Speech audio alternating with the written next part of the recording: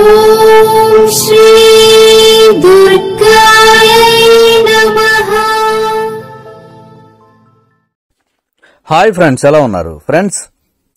కొంతమందికి సర్పదోషం ఉంటుంది, లేదంటే సర్ప శాపం ఉంటుంది. మరి ఈ సర్ప శాపం పోవాలంటే ఏం చేయొచ్చు? సర్పశాపం ఎలా వస్తుందంటే, కొందరు నాగుపాములను చంపుతూ ఉంటారు. నాగుపాములను చంపకూడదు.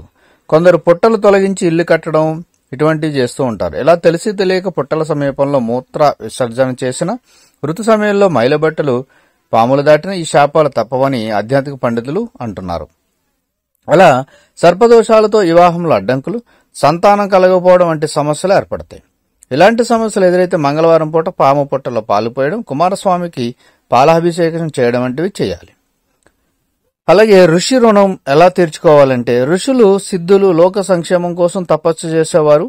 వారికి ఎలాంటి హాని తెలిసి గాని తెలియక గాని కలిగించకూడదు.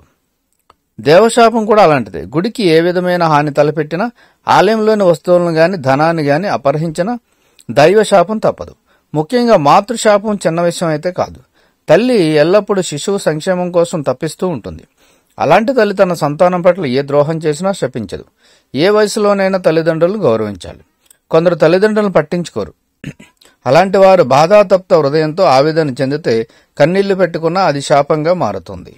కాబట్టి సర్పదోషం గాని, లేదంటే ఋషి దోషం గాని, ఋషి రుణం గాని, లేదంటే మాతృశాపం గాని ఉంటాయి ఖచ్చితంగా.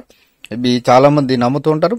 కాబట్టి ఇవి రాకుండా ఉండడానికి, అటువంటి శాపాలు మనకు తగలకుండా ఉండడానికి ప్రయత్నించండి. సో ఫ్రెండ్స్, ఈ వీడియోని లైక్ చేయండి, షేర్ చేయండి, తప్పకుండా నా ఛానల్ని సబ్స్క్రైబ్ చేయండి. సబ్స్క్రైబ్ చేసుకున్నారు, బెల్ ఐకాన్ క్లిక్ చేయండి. Thank you for watching friends.